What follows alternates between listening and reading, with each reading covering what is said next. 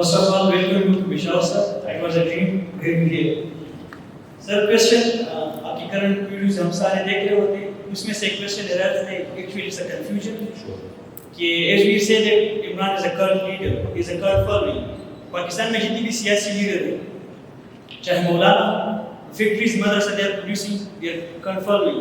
Bilal, he is selling his grandfather card. इसी तरह नवाज शरीफ और शरीफ family, they are also a cult following. तो इस दौरान हमें एक clear direction missing है, जाए तो किस साइड पे जाए.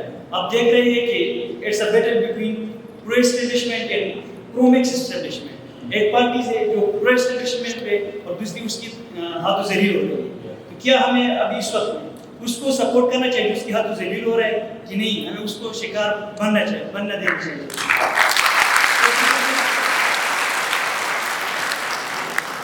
आइडेंटिटी क्राइसिस के लिए सर कहा जाता है कि सम नेशंस हैव सेलेक्टिव मेमोरी. जिस तरह पंजाब की हिस्ट्री को अगर हम देखें तो ब्रिटिश रूल से यहाँ पर पहले Sikh rule was there for about 500 years. Marathas आते हैं, they are so much warriors, कि हिस्ट्री में हमें वो नहीं बताया जा रहा, उसको डिलीट किया जाता है. तो क्या ये सिर्फ इसी वजह से उसका रिलीजन डिफरेंट था? तो क्या रिलीजन डिफरेंसेस की वजह से हम उसको अपनी नेशनल आइडेंटिटी से भी जुदा कर सकते हैं? तो इसकी क्या इफेक्ट हो सकते हैं? तो यहाँ पर माइनॉरिटीज है, उनकी साइकोलॉजिकल और उसकी फ्यूचर के मुताबिक इसके क्या खर्चात हो सकते हैं सर?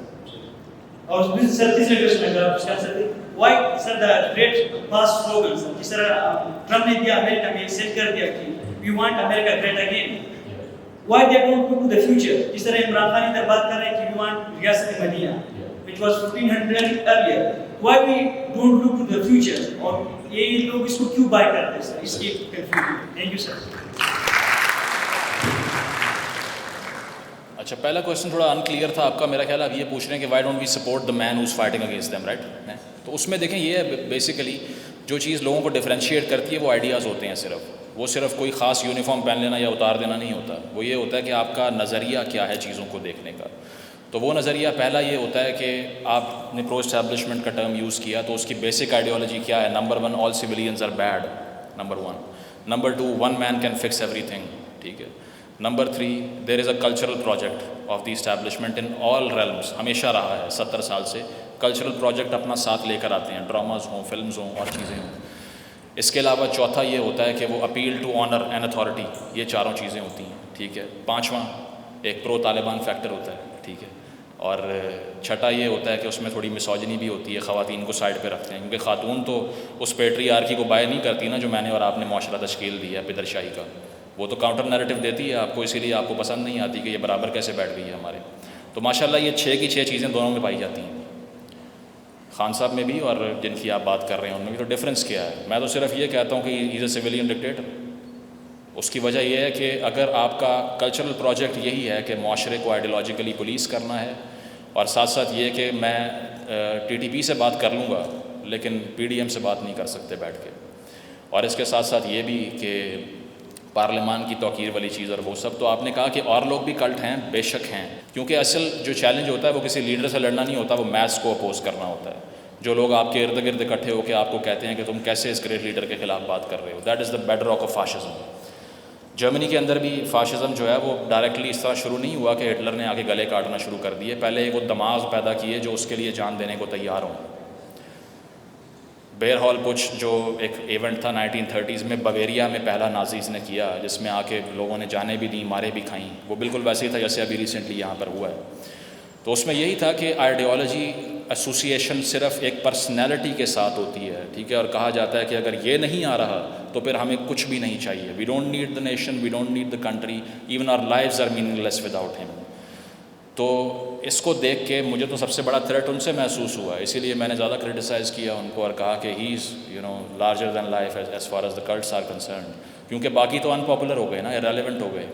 मौलाना साहब की बात कर लें, बिलावल साहब की बात कर लें, नवाज शरीफ साहब की बात कर लें, ये इसी तरह की कोई गली में चल रहा है तो आप उसके खिलाफ वीडियो बना दें. They are irrelevant people, nobody is buying their ideas, they are not popular at all. People don't think they are messiahs. लोग नहीं सोचते कि इनके पास सलूशन है हर चीज़ के. हाँ, जिसके बारे में लोग ये कह रहे हैं कि ये सब तब्दील कर देगा और असल में ऐसा नहीं है, तो आपका फ़र्ज़ बनता है कि वहाँ क्रिटिसाइज़ करें उसको. तो इसीलिए ज़्यादा जो है वो डिस्पैरिटी दिखाई देती है. तो लोग कहते हैं आप बाइस्ड हैं, मैं कहता हूँ हाँ जी, क्योंकि आप बाइस्ड हैं. because you love the guy, that's why, and you talk about him all the time, that's why I have to counter you. تو ایک چیز تو یہ ہوگی, اور اس میں ڈفرینس ہو سکتا ہے ہر کسی کا. ایک جس کا لبرل ویو پوائنٹ ہے اس کو وہ آدمی شاید تنگ کرے یا اچھا نہ لگے, کیونکہ اس نے یہ تک کہہ دیا کہ جی وہ پشتون تو خواتین کو پڑھاتے ہی نہیں.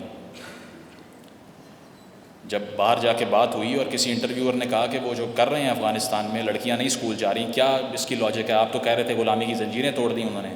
تو انہوں نے کہا کہ وہاں آپ کلچر کو سمجھیں, پشتون نہیں پڑھاتے خواتین کو. اسے نہیں معلوم کہ امان اللہ خان 19 سینچری کا فیمنسٹ لیڈر تھا, ٹھیک ہے, افغانستان کے اندر. اسے نہیں پتا, اسے نہیں پتا کہ بادشاہ خان نے کہا تھا جو ریاست عورت کو صحیح ٹریٹ نہیں کرتی وہ برباد ہونے کے لیے بنی ہے.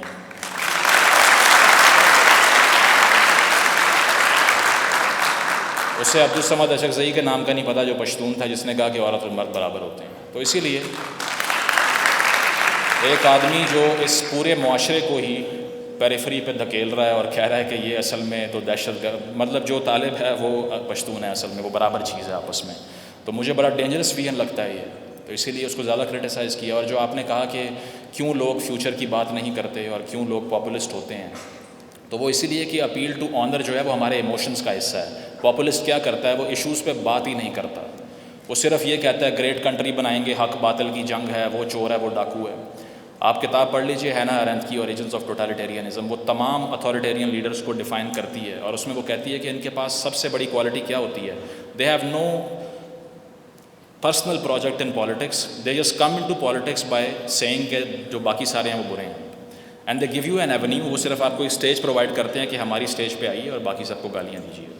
اور وہی ہوتا ہے کہ جو بیسک چیز آپ کسی سے پوچھ لیجئے تو لوگ کہتے ہیں سچا آدمی ہے, باہر جاتا ہے, ملک کے لیے سر اٹھا کے بات کرتا ہے. بھائی اس سے مسائل حل نہیں ہوتے نا بیسکلی. سو دیٹس وائی ایک سائیکولوجیکل باعث ہوتا ہے کہ لوگ ایموشن بڑی جلدی خریدتے ہیں, اور اسی لیے ہزاروں سال پہلے پلیٹو نے کہہ دیا تھا کہ ڈیموکریسی پاپولزم کو جنم دے گی. اس کی وجہ یہ ہے کہ جو بے وقوف بنائے گا, ایموشن کو اپیل کرے گا, وہ جیتے گا.